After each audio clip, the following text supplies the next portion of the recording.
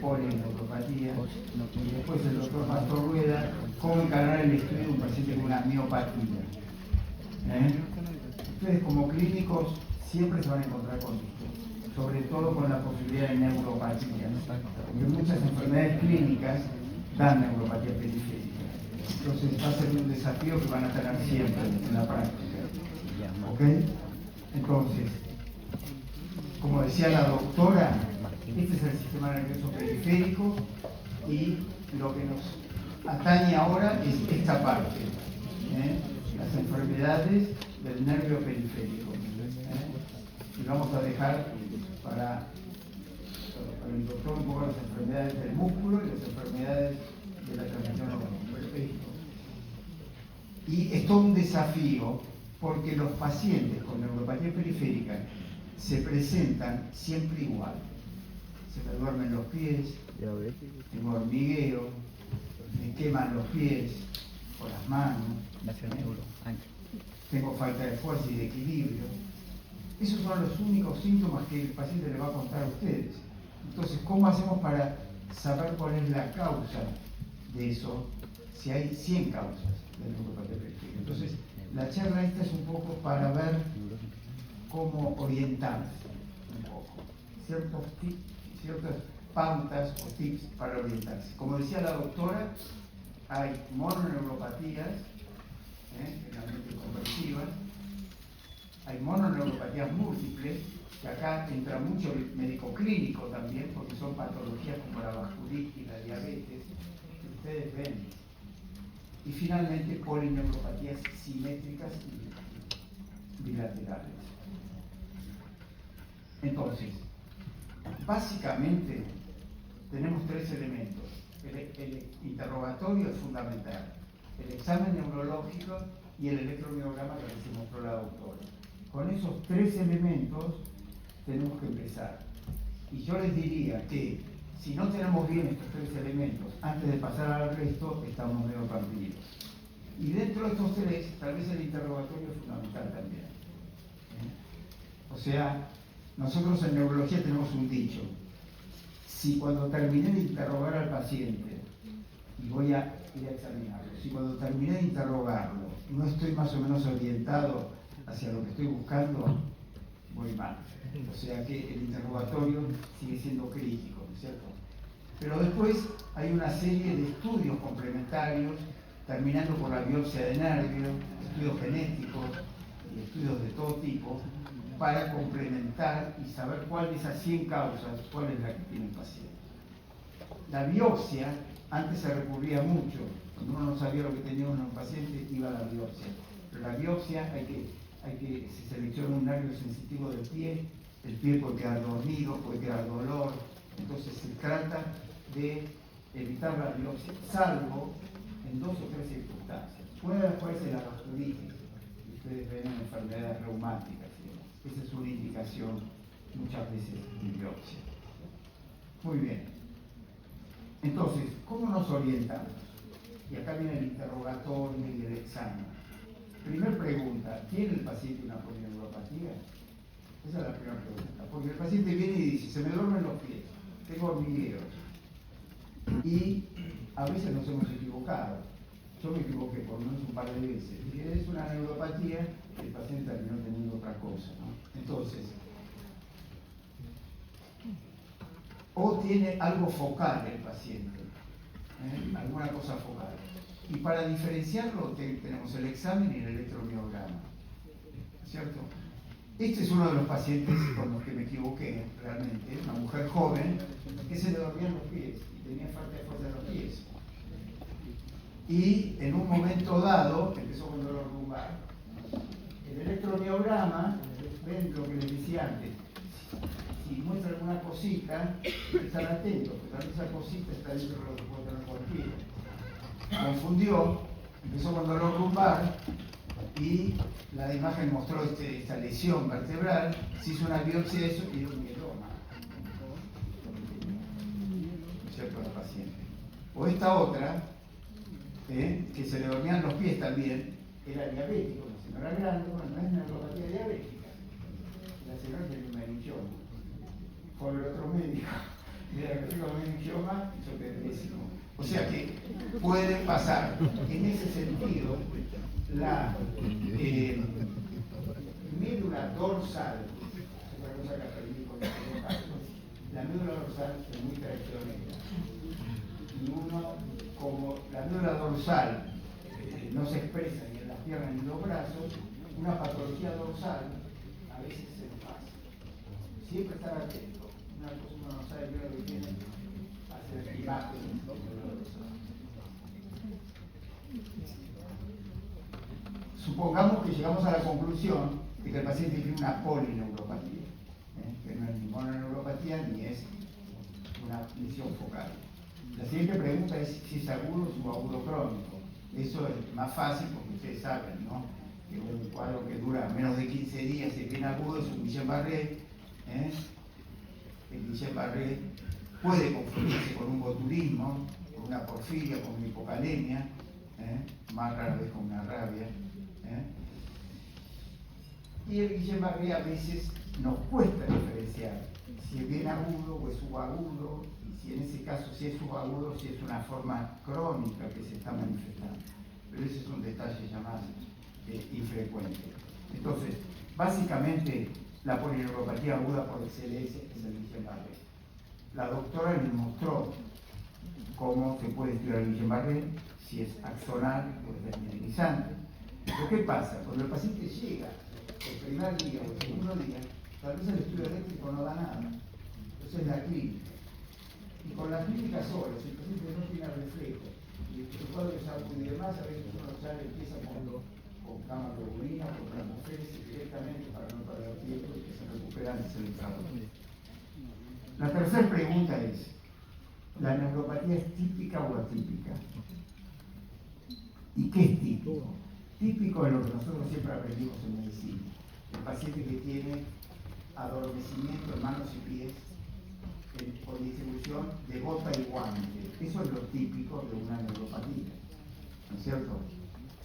Esto es lo típico, y se afecta más la parte distal de las pies y de las manos, es simétrico, es sensitivo, predomina lo sensitivo y es de lenta progresión. Entonces, cuando viene este paciente, que esto es lo que más van a ver en consultorio, un paciente que viene sobre todo con los pies, se me duermen los pies, ¿no?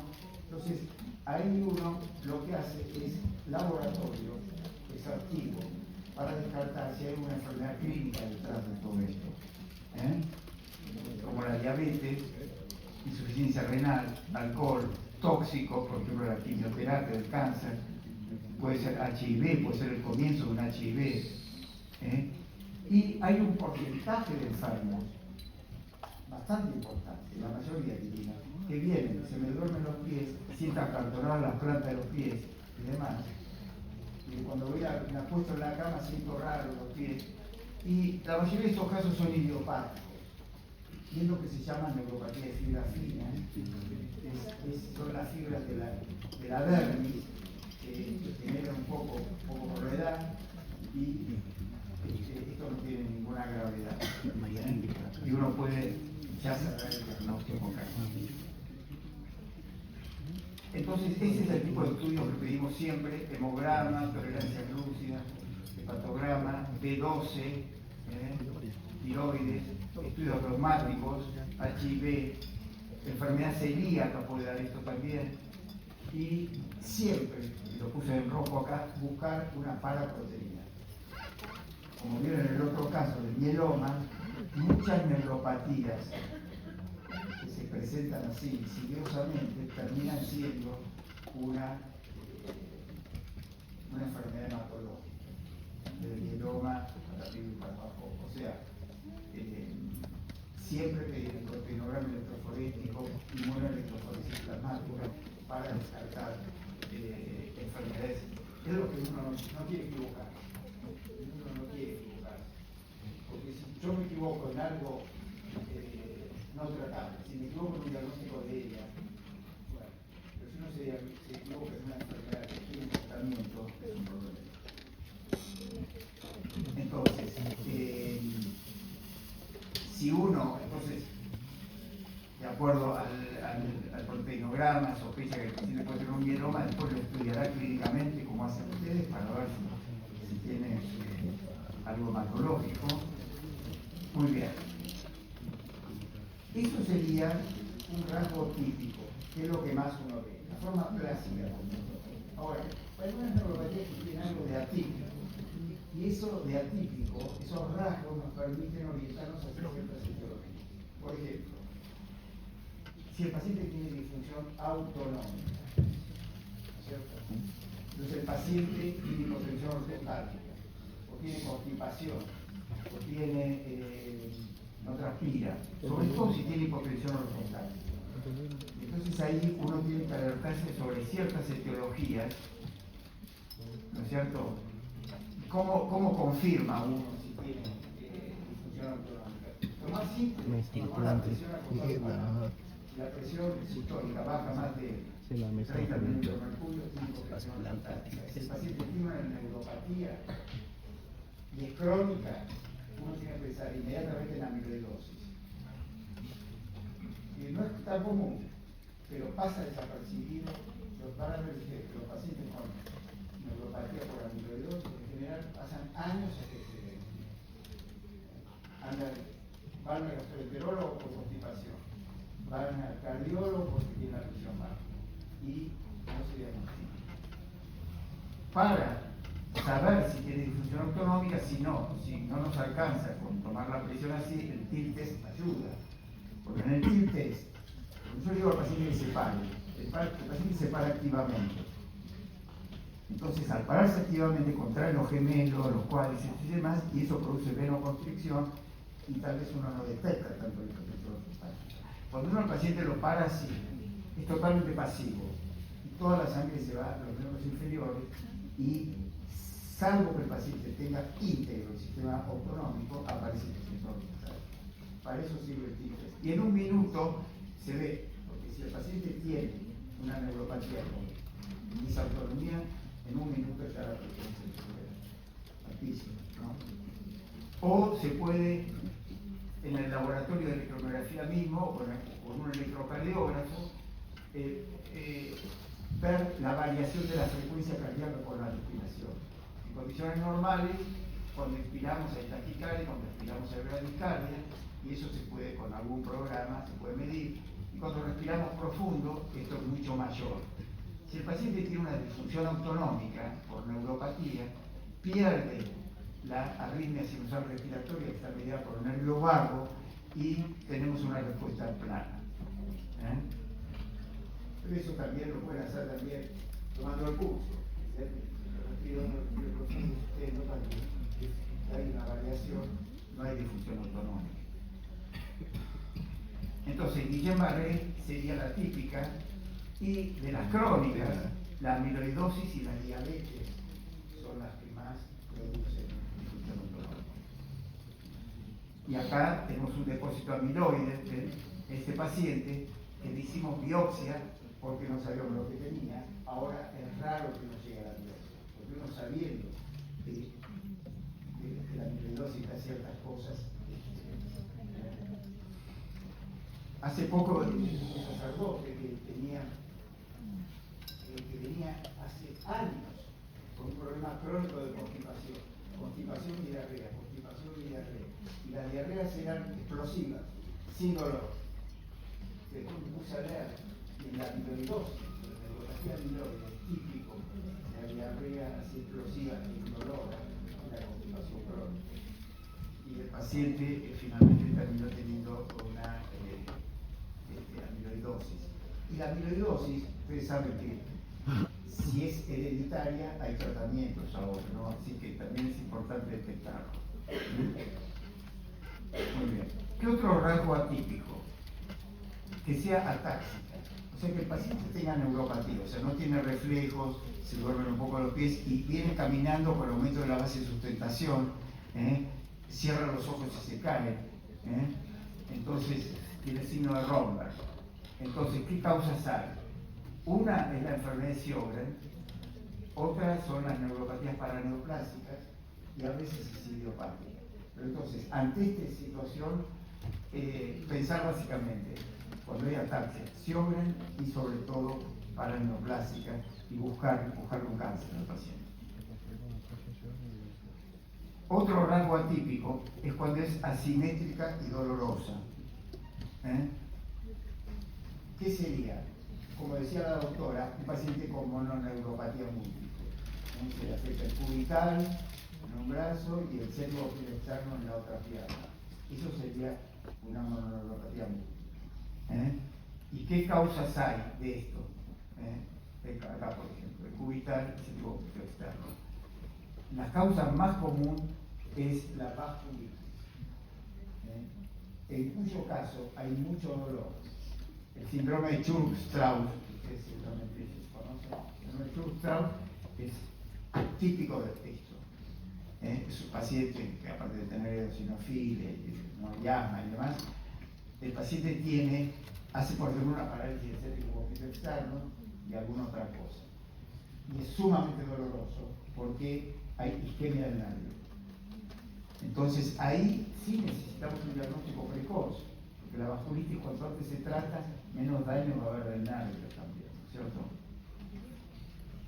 La diabetes también puede dar esto, sobre todo en el muslo. El paciente diabético muchas veces tiene lesión del nervio femoral, y atrofia y dolor, mucho dolor en el femoral. Y no hay que olvidarse de la lepra. Es raro, cada vez lo vemos menos, pero este es otro diagnóstico que uno no se quiere equivocar, ¿no? Porque a veces hemos visto algún paciente que estaba años dando vueltas por una neuropatía periférica y no tenía una lepra y no tenía alteraciones cutáneas o tenía poca cosa. Entonces, pero en ese caso la lepra en general no es dolorosa, a diferencia de la vasculitis. Y acá está una biopsia mostrando, lo puse simplemente para indicar que es una de las pocas indicaciones de biopsia que hay actualmente. O sea, si el paciente está grave, está dolorido y demás, y tiene una mononeuropatia múltiple en general, y uno no tiene otro órgano para biopsiar, conviene hacer biopsia. ¿Por qué? Porque el paciente con vasculitis, en una de esas va a tener que seguir por quimioterapia o corticoides durante mucho tiempo. Más vale saber seguro que no sea otra cosa. Entonces, es muy importante confirmar el diagnóstico. Y otro rasgo atípico, y ya estoy terminando, es cuando el predominio es motor puro. Hay algunas neuropatías, como escribió la doctora, que afectan fundamentalmente la parte motora. Por ejemplo, el Guillain-Barré, en forma clásica, el Guillain-Barré es más motor que sensitivo. El paciente tal vez está cuadripléjico y sensitivo tiene poca cosa. El Guillain-Barré, y hay una variante de Guillain-Barré que es puramente motor. La variante crónica de Guillain-Barré, esa enfermedad que se llama polineuropatía desmielinizante inflamatoria crónica, que es una entidad diferente al Guillain-Barré, pero emparentada, y que muestra esos signos que mostró la doctora en el electromiograma. ¿Se acuerdan? Cuando se estimula el nervio, aparece una dispersión temporal. Da esto. Neuropatía motora multifocal es otra enfermedad que se describió en 1985, relativamente hace poco. Y las neuropatías hereditarias muchas veces son motoras puras. En forma característica, el paciente tiene pie cabo, tiene pie cabo, adelgazamiento de la parte distal, y el abuelo, el padre y el hijo. Entonces ahí uno de lo que tiene que hacer, cuando la neuropatía es motora, se acompaña de pie cabo, uno tratar de ver a la familia. Tal vez con eso se hace el diagnóstico o con estudio genético.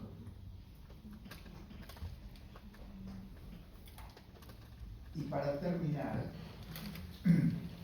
dentro de las neuropatías es muy importante lo que nos queda por los neurólogos, si se descartó todo el resto, uno no sabe que tiene un enfermo y demás, y el paciente sigue empeorando, uno preguntarse, ¿no será inmunomediada la neuropatía?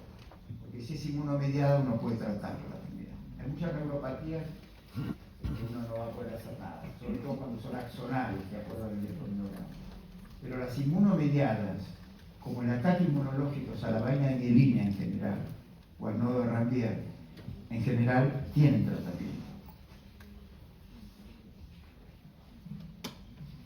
tenemos 3 fibras mielinizadas. La fibra debería ser totalmente negra por la mielina, se tiñe de negro la mielina. Fíjense cómo está desmielinizado acá, cómo está desmielinizado acá, cómo está desmielinizado acá.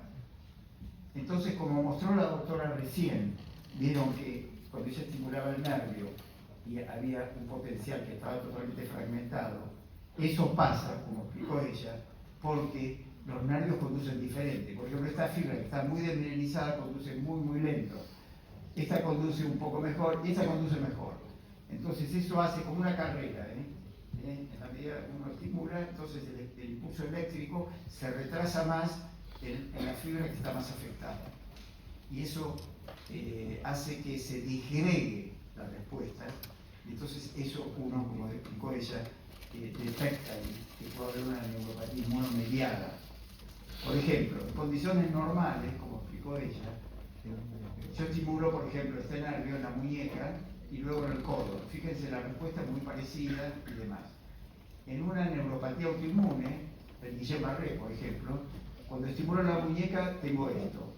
Cuando estimulo más arriba, tengo esto. ¿Por qué? Porque ahí el impulso tiene, hasta llegar a la mano, tiene que viajar mucho más. Al viajar mucho más, es como los corredores, ¿no? Que largan, bueno, el que está peor, va quedando cada vez más lejos. Eso hace que se disperse la respuesta. Esto es muy importante, como dijo la doctora recién, porque eso nos da la pista de que podemos tener una neuropatía inmunomediada. Ok.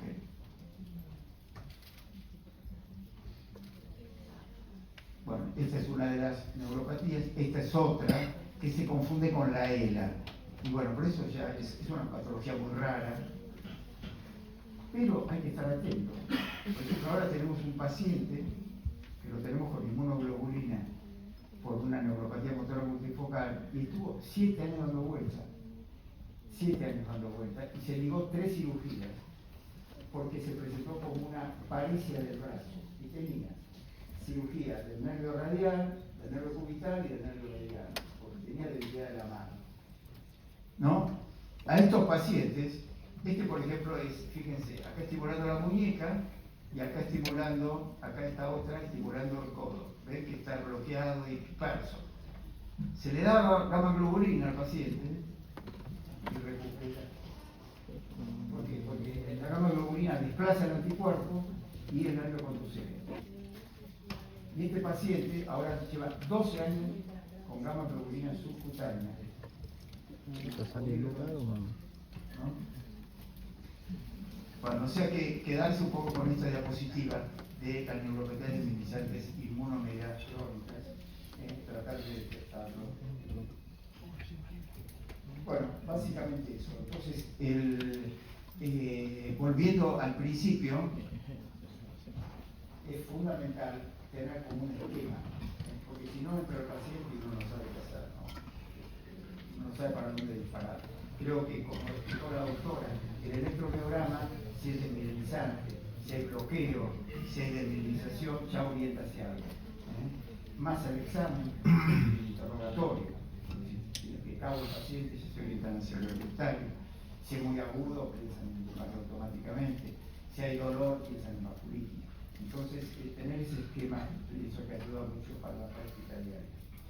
Bueno, ahora los voy a dejar con la última charla, que es la del doctor José Pastor Rueda, que se ha dedicado, ha sido un gran alivio, porque las enfermedades musculares son re difíciles, ¿no? Y es complicado y es tedioso el estudio. Y entonces, por suerte, un ex-residente de CEMIC se dedicó a esto, de Flento, se dedicó a esto, y incluso fue a Francia a funcionar en estudios. Bueno, Segundo, resumir en 30 minutos algo muy extenso, muy doctor. Pero bueno, traté de prepararles algo práctico, para que más o menos tengan una idea. Sepan que el principal problema es que últimamente, con el advenimiento de algunos estudios, de la aparición de algunos estudios complementarios, las patologías han crecido exponencialmente, ha aumentado el conocimiento de cada patología en particular, o sea que se han reclasificado y todavía existen patologías que no están identificadas, o sea que todavía no sabemos cuál es la causa. O sea que básicamente en un futuro quizás la inteligencia artificial nos ayude, pero bueno, yo les traté de hacer una guía para que cuando estén en el consultorio o cuando estén en el lugar de internación, más o menos sepan cómo brindar diagnóstico a un paciente con sospecha de miopatía, ¿sí? Y me enfoqué en 4 preguntas que bueno, uno se va a enfrentar cuando tiene al paciente en el consultorio o cuando lo está interrogando, que vamos a tratar de ir analizando para ver cómo evaluar al paciente, ¿sí? Y el primero es, ¿cuál es el motivo de consulta del paciente? Bueno, esto es sencillo, tienen que tener en cuenta que muchas veces se pueden superponer con motivos de consulta de otras patologías neuromusculares, pero principalmente esto es lo que uno detecta en la práctica diaria, o sea, son 4 los motivos de consulta más frecuentes. La principal es el paciente consulta por debilidad o atrofia, por pérdida de masa muscular, con un síndrome motor puro, ¿sí? Pero también puede consultar porque tiene intolerancia al esfuerzo y dolores musculares con actividad física, eso es otro motivo de consulta. A veces puede consultar porque se encontró un parámetro de un estudio alterado, lo más común es una elevación de la CPK, y otro motivo de consulta muy frecuente es una derivación por algún otro especialista en el cual detectó una patología en el cual podría estar afectado el músculo y lo deriva para una segunda opinión. ¿Qué se debe considerar en la evaluación inicial? Esto voy a hacer hincapié mucho a lo que dijo el doctor Norés en las neuropatías. Acá fundamental en algo complejo es ir de lo sencillo a lo más complejo, y es fundamental esto que es el interrogatorio. Para nosotros el interrogatorio es fundamental, igual que el examen físico. O sea, todos los estudios complementarios que disponemos tienen una precisión diagnóstica, pero la mayoría tienen falsos positivos o pueden dar resultados que por ahí, si no lo analizamos con la clínica del paciente, podemos cometer errores en el diagnóstico. Entonces, sobre todo en el paciente complejo, comenzar con esto es fundamental. Y en el momento del interrogatorio es fundamental, bueno, estos son los puntos fundamentales, pero bueno, la edad de comienzo de los síntomas y la evolución temporal para definir bien si esta es una patología adquirida o hereditaria, que va a ser nuestra principal disquisición al principio, porque bueno, algunas las patologías adquiridas tienen tratamiento, las patologías hereditarias, la mayoría, hoy no, hay un grupo que sí, y que van a empezar a tener tratamiento. Y bueno, en el examen físico, acá también les hice un resumen de qué es lo que tenemos que tener en cuenta. Nosotros evaluamos la fuerza muscular principalmente, evaluamos, inspeccionamos las masas musculares, el rango articular, buscamos signos particulares que son muy comunes en las neuropatías, como la miotonía, el crippling, ¿cómo se llama? La hiperlaxitud ligamentaria. Buscamos una serie de signos que son muy particulares que nos ayudan al diagnóstico. También buscamos si hay síntomas o signos en otros sistemas o en otros órganos, tanto en el sistema nervioso central como otra parte del sistema nervioso periférico, nervios, la unión neuromuscular, etc. Con eso nosotros tratamos de categorizar al paciente. O sea, estas son las formas de presentaciones de todas las miopatías. O sea, el paciente puede ser asintomático, tener un examen físico normal y tener solamente una elevación de la CPK. Puede tener episodios agudos de debilidad muscular con hinchazón de la masa muscular y elevaciones muy marcadas de la CPK, eso se conoce como rhabdomyólisis. Puede tener solamente debilidad, que después vamos a ver qué tipos de patrones de debilidad podemos encontrar. Puede tener debilidad, pero donde predominan las retracciones articulares.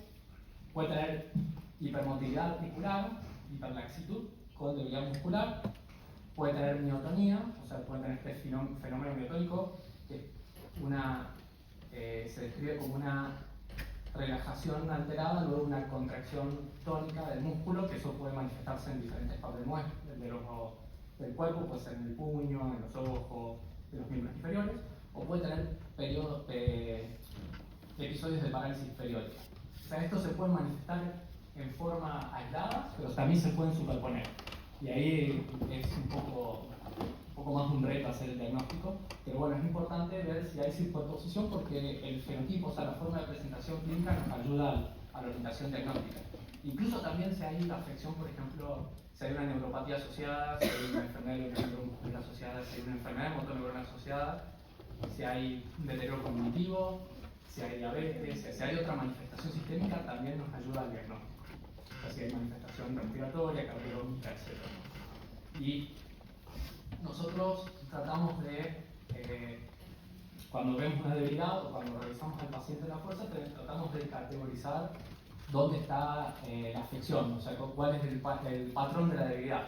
Lo más común que van a encontrar es este paciente acá, que es el clásico de debilidad de cintura, que tiene debilidad proximal, comienza en miembros inferiores, pero afecta a miembros superiores. Y podemos encontrar un patrón de debilidad distal que se puede confundir, por ejemplo, con una neuropatía, con una enfermedad de motorneurona. Podemos tener una combinación, por ejemplo, de debilidad distal con debilidad proximal, o podemos tener debilidad proximal de miembros superiores con debilidad distal de miembros inferiores. Pero también podemos tener solamente debilidad craniovulvar, que se puede confundir con, por ejemplo, el síndrome isquémico, o podemos tener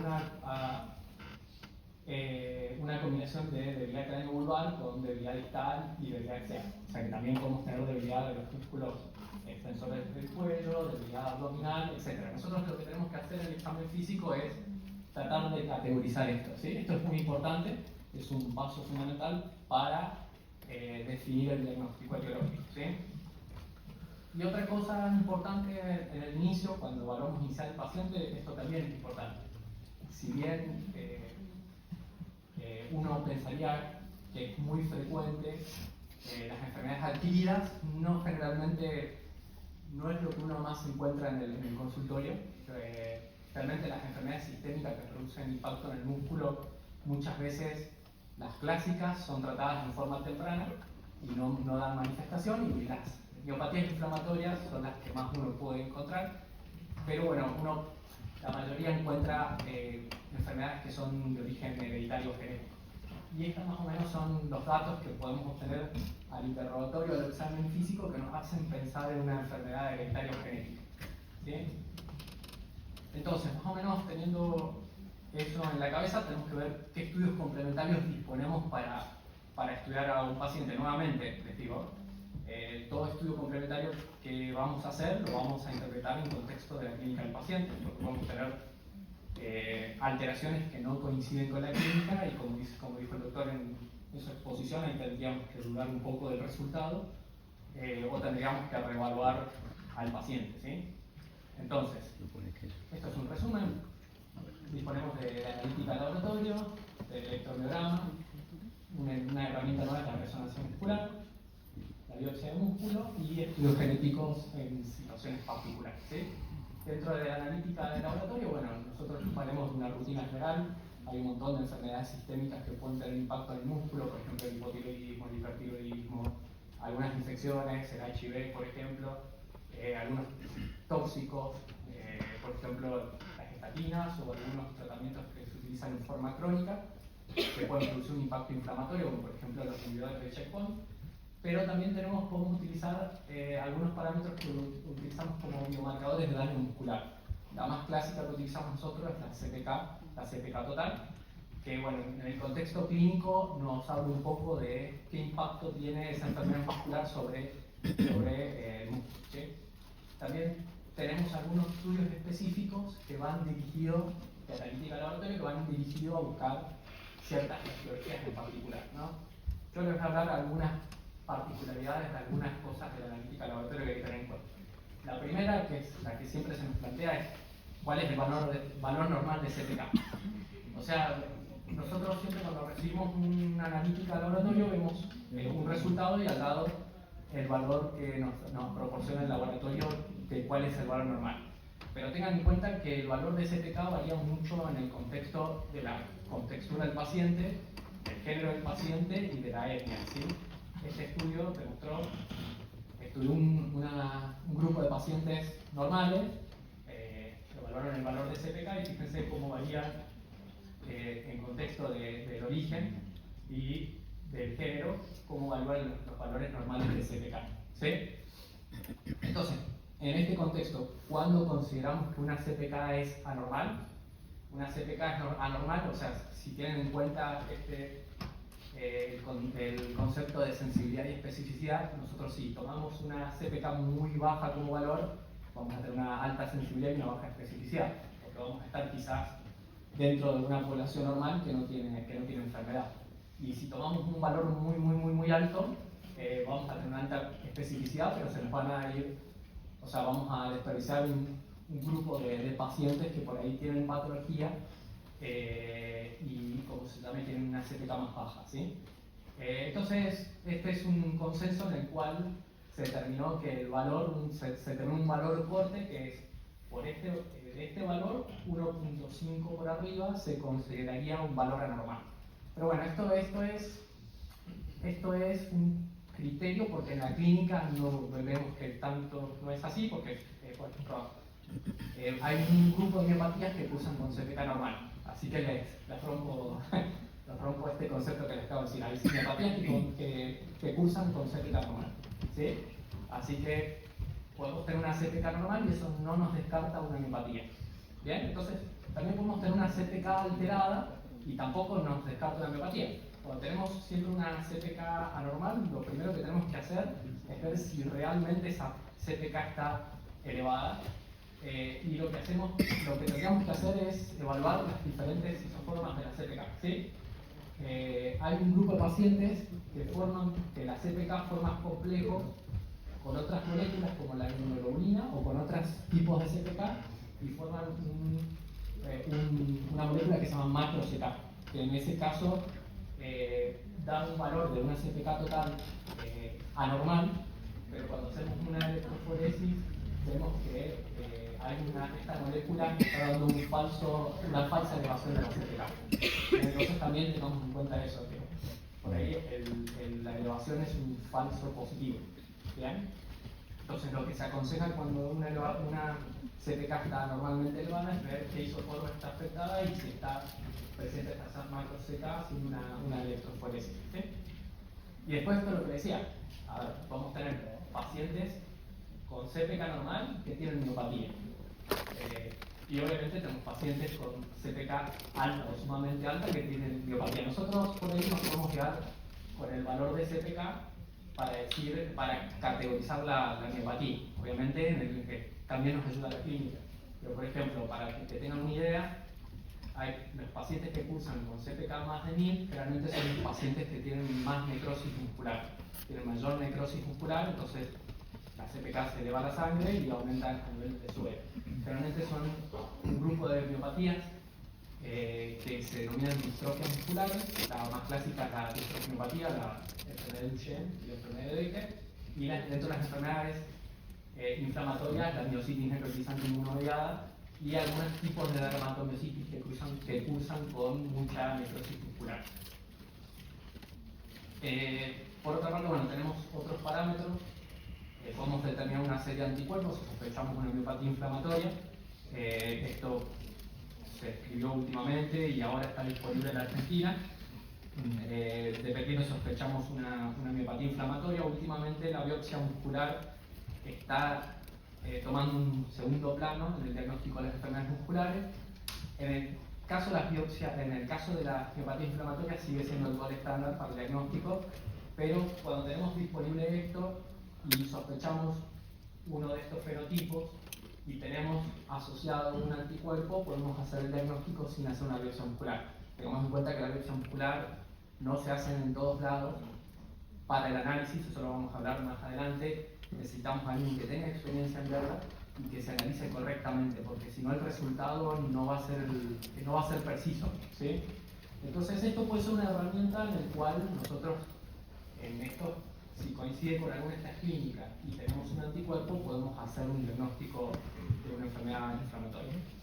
También en algunos casos que pensemos en alguna alteración del metabolismo, podemos hacer un test de esfuerzo, se llama, y medir el ácido láctico y el amonio y ver si hay alguna alteración en el metabolismo del glucógeno o de la glucosa, y con esto orientarnos a hacer algún estudio genético. La mayoría de estas enfermedades que sospechamos son enfermedades genéticas. Podemos también dosar enzimas o productos de vías metabólicas que cuando están anormalmente alteradas nos guían al diagnóstico etiológico de algunas enfermedades genéticas. Por otra parte, esto no me va a extender mucho, porque todo Elisa, el electromiograma también es de gran ayuda para nosotros. Nosotros podemos hacer varias técnicas para evaluar al paciente. Con esto podemos confirmar que tiene una miopatía. También voy a dar otro dato, que el electromiograma puede ser normal y no nos descarta la miopatía. Si sospechamos que tiene miopatía, el paciente sigue teniendo miopatía, porque hay enfermedades en el músculo, hay miopatías que afectan músculos que generalmente no son los que se exploran habitualmente, y por ahí tenemos un sesgo en la exploración y el estudio puede ser normal. Pero también podemos tener algún dato que nos ayude de una alteración de estos estudios que nos ayuden al diagnóstico, porque podemos asociar una neuropatía, una enfermedad de la unión neuromuscular o una enfermedad de motoneurona, y con algunos datos nosotros podemos orientar el diagnóstico etiológico. Esto no va a tener mucho. También en algunos casos podemos hacer unas técnicas que no son las habituales para orientar el diagnóstico etiológico, ¿sí? Bueno, la resonancia muscular, esto se puso de moda hace poco.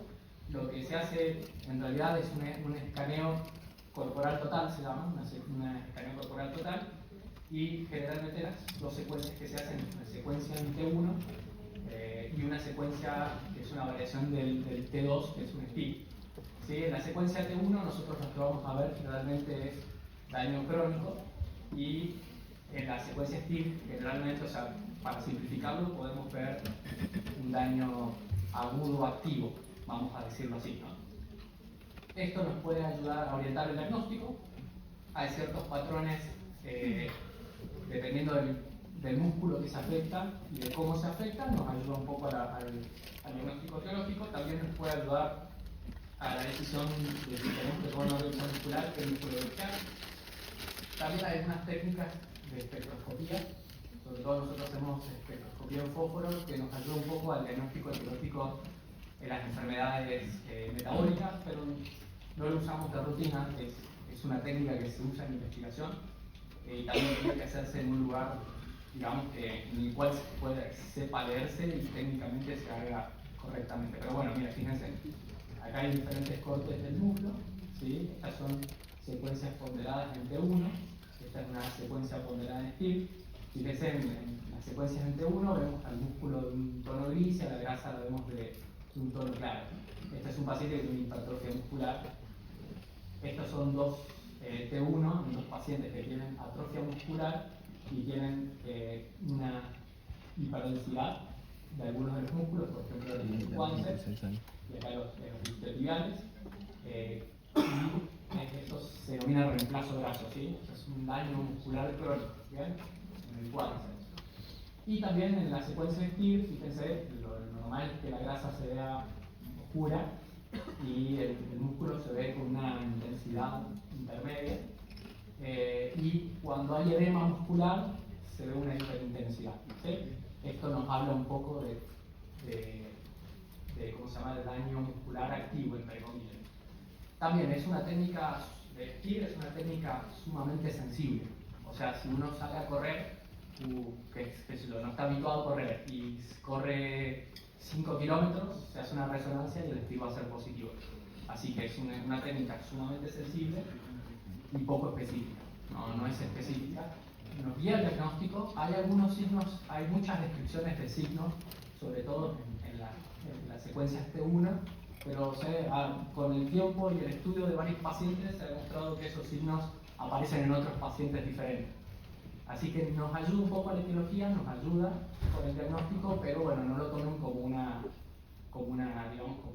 verdad y como algo que nos va a dar el diagnóstico y el especialista nos va a decir tiene tal enfermedad. O sea, nos puede sugerir, pero no nos hace el diagnóstico.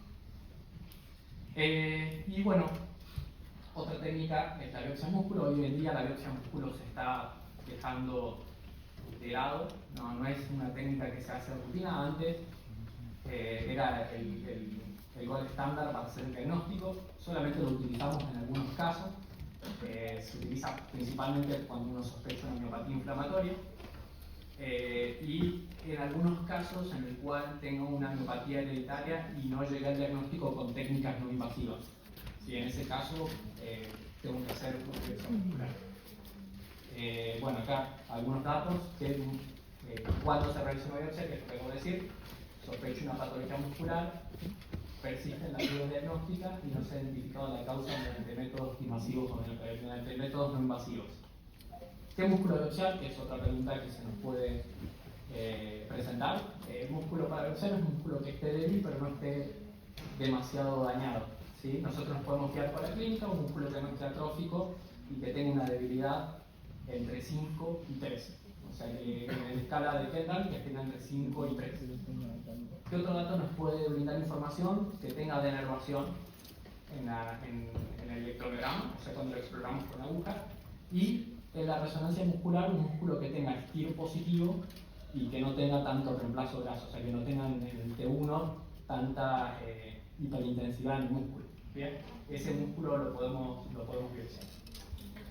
Bueno, generalmente esto se hace con un procedimiento a cielo abierto, se toma una muestra con anestesia local y se manda a analizar. Se hacen varias técnicas, eso no me voy a meter, pero bueno, tiene que ser un lugar donde sepan analizarlo, porque bueno, nuevamente, como cualquier estudio, si tenemos un observador que tiene poca experimentación o se suba a analizar la biopsia, los resultados pueden variar, pueden no darnos el diagnóstico definitivo o pueden darnos un diagnóstico errado, ¿sí? Y bueno, y esto está en boga, son los estudios genéticos. Hoy en día tenemos disponible en Argentina realizar estudios genéticos en un grupo de pacientes y llegar al diagnóstico definitivo. A veces obviamente no llegamos, concluimos en un diagnóstico clínico, pero en gran parte lo podemos realizar. A veces, en algunas ocasiones, se derivan muestras, pero hoy en día estamos bastante equipados con esto. Y en los estudios genéticos, esto es como un resumen. Nosotros cuando evaluamos al paciente tenemos fenotipos que son clásicos, de enfermedades que son clásicas y que nosotros hacemos el diagnóstico cuando el paciente entra a la consulta. Es literalmente. O sea, una es la enfermedad Steiner, la distrofia miotónica tipo 1 es clásica. Uno si sabe de la clínica, tiene el estudio genético dirigido. Otra enfermedad es la distrofia miotónica tipo 2, que es muy parecido a la tipo 1, nada más. A veces puede confundirse con una distrofia circular, pero no. Ahí sí podemos ayudarnos con el electromiograma y con la resonancia si tenemos dudas y pedimos el estudio genético dirigido. Otra es la distrofia facioscapulohumeral, que también pedimos el estudio genético dirigido, la distrofia muscular oculofaringia, las distrofinopatías, o sea, esto ya no se clasifica más como enfermedad, históricamente se clasificaba Duchenne, Becker y portadora. Ahora es un continuo, son distrofinopatías. Es un continuo de pacientes que están más afectados, menos afectados, que son pausisintomáticos, o las mujeres que son asintomáticas o pausisintomáticas. En este grupo también el estudio genético es dirigido muchas veces y tenemos que tener en cuenta que en este grupo ya han comenzado a haber tratamientos específicos, modificadores de la enfermedad. Bueno, enfermedades mitocondriales, ahora hay un grupo que es nuevo que se llaman miopatías oculofaringoidales, que también tienen, esto no se hace en Argentina, hay que derivarlo, el resto se puede hacer en Argentina, todos estos estudios se pueden hacer en Argentina, en diferentes laboratorios. Y después tenemos un grupo de pacientes que tienen manifestaciones clínicas muy comunes y que tienen un montón de genes que pueden dar la misma manifestación.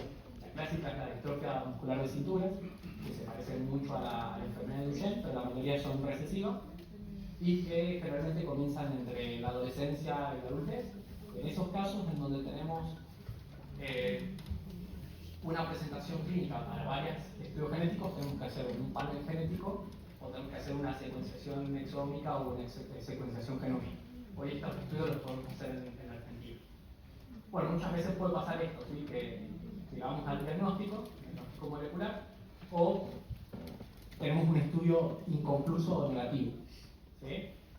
En el caso del estudio negativo inconcluso, acá se considera la biopsia muscular. En este caso, luego de esta evaluación, se considera realizar una biopsia muscular como parte del diagnóstico y para reevaluar el estudio genético, porque se puede hacer una secuenciación de un gen particular si se sospecha en una enfermedad genética particular.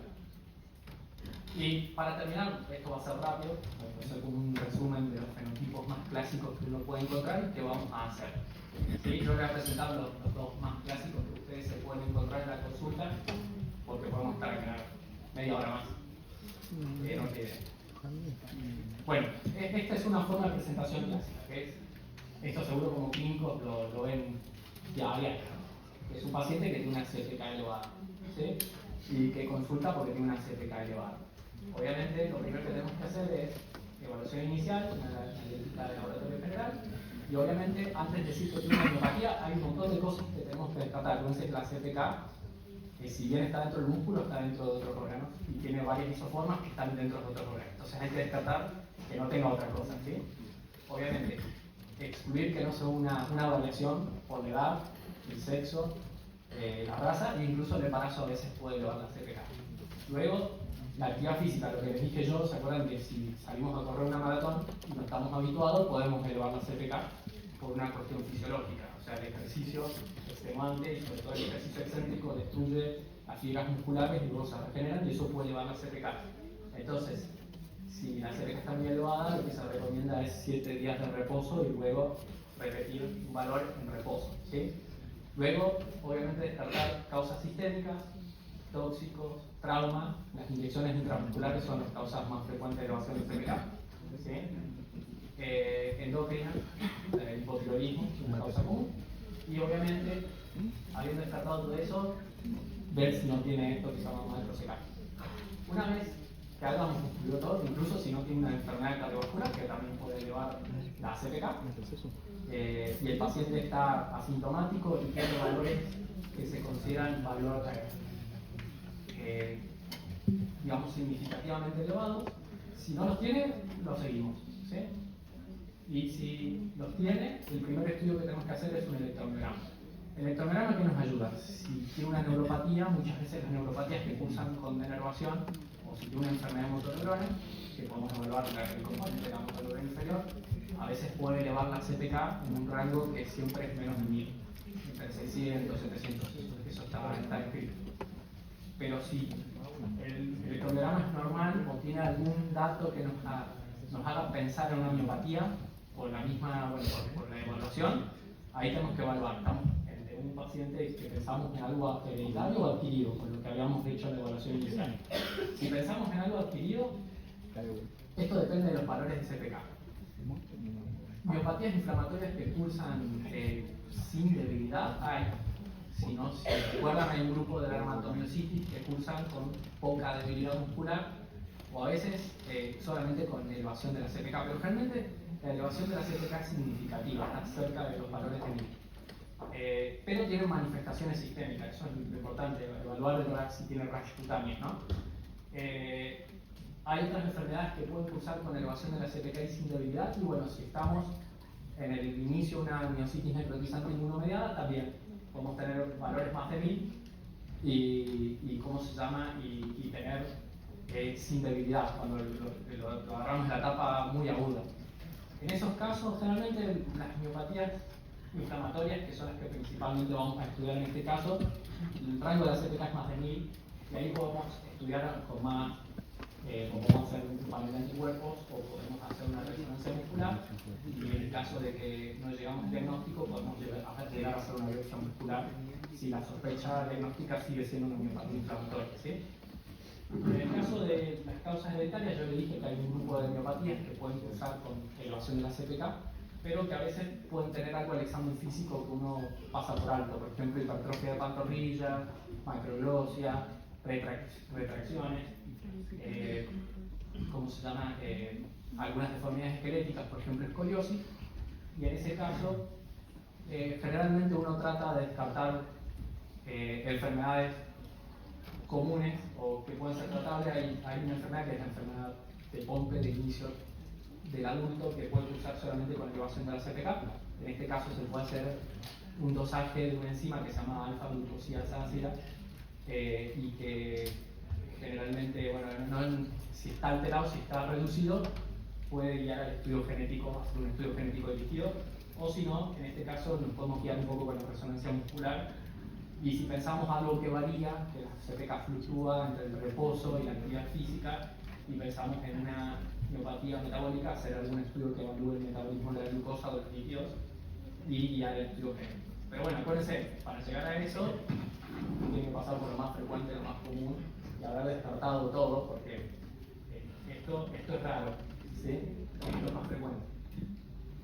O sea, como clínicos siempre nos enseñan a pensar siempre en lo más raro, nos enseñan la facultad a pensar lo más raro. Acá en este caso, el ejercicio que tenemos que hacer es tratar lo más frecuente, ¿sí? Porque ya no va a ser la primera vez que venga una consulta un paciente que, por ejemplo, tenía 1000 de CPK y se lo dosaron luego de una convulsión tónico-clónica generalizada y que él venga con diagnóstico de miopatía metabólica. Obviamente, o sea, si tuvo una convulsión tónico-clónica generalizada, va a tener destrucción de la masa muscular. Entonces, siempre interpretar el resultado en el contexto de la clínica, ¿sí? Este es el segundo que voy a mostrar y luego les muestro la otra presentación que se van a encontrar.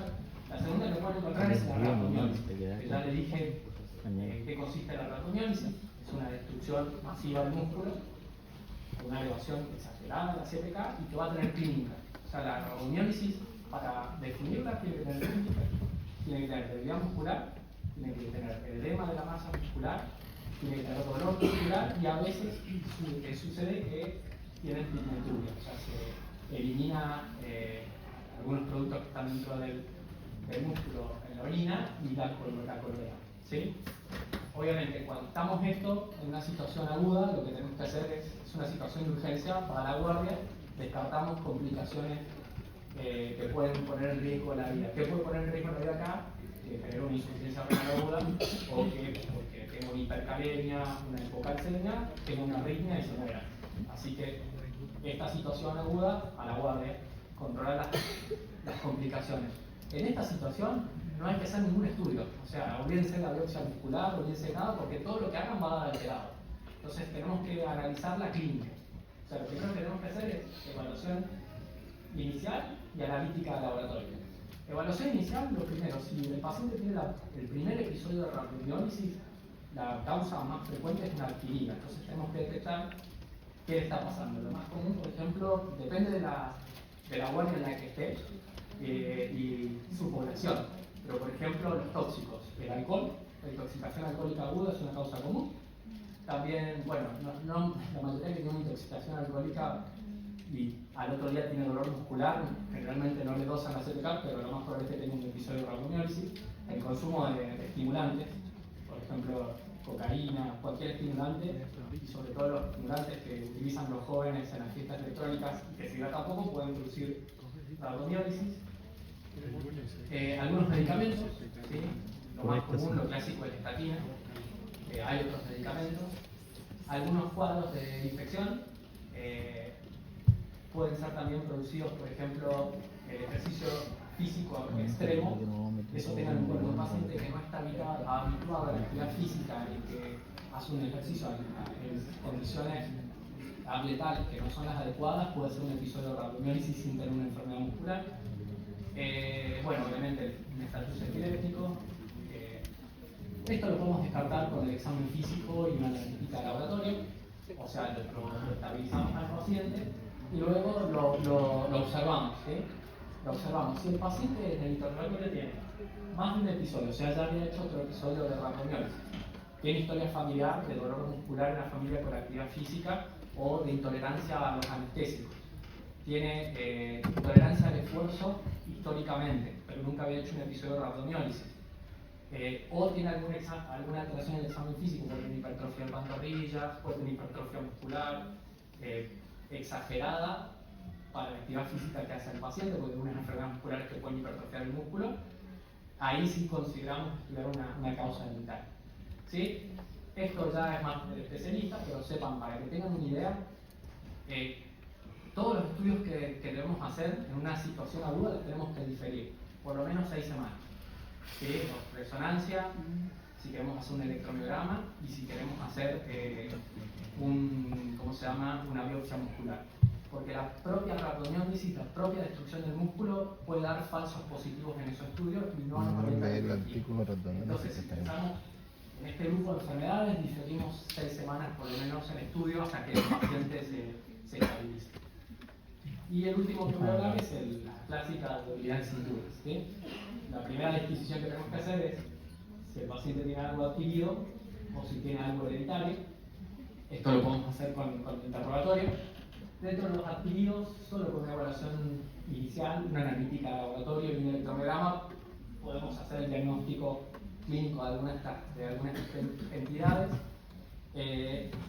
Pongo hincapié en esta es una entidad que se escribió hace poco, es una neuropatía nemalínica de comienzo tardío. O sea, la neuropatía nemalínica es una miopatía que se escribió como una alteración que se dio en la biopsia muscular y que clásicamente se asoció a una enfermedad genética.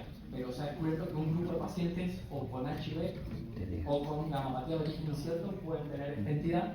El diagnóstico definitivo se ve con la biopsia muscular, porque se ven algo que se llaman cuerpos nemalínicos en la biopsia muscular.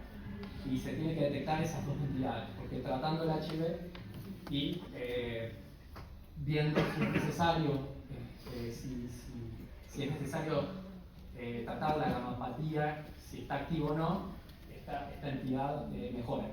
¿Sí? Y otras son las miopatías inflamatorias, que las miopatías inflamatorias básicamente hoy se dio en diferentes subgrupos que se están reclasificando. La polimiositis no es una entidad propia, sino que se reclasificó en una de estas entidades.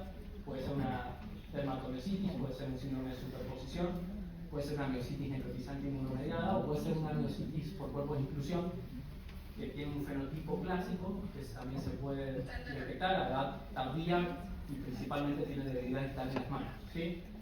Acá se puede hacer un panel de anticuerpos o una biopsia muscular y se llega al diagnóstico. ¿Sí? Y estas tienen un tratamiento. ¿Bien? Y hasta ahí yo. Voy a adelantar. Acá. Esto es para resumir, porque los otros fenotipos los tengo preparados para otra clase y es muy específico el especialista. Sepan que la mayoría son enfermedades genéticas y que por ahí el diagnóstico necesita un poco más la precisión del especialista, pero gran parte de los otros fenotipos son más comunes en ¿cómo se llaman? Enfermedades genéticas. Pero bueno, más o menos para resumir, lo que arriba puse que la evaluación clínica lo puse arriba porque es lo más importante, ¿no? Luego tenemos una serie de estudios complementarios. El estudio complementario a veces nos puede llegar al diagnóstico, sobre todo algunos análisis de laboratorio, el estudio genético, la biopsia muscular, pero muchas veces podemos tener un diagnóstico inconcluso y volver a empezar con este círculo, que a veces puede ser eterno y no llegamos nunca al diagnóstico. Y bueno, eso es todo.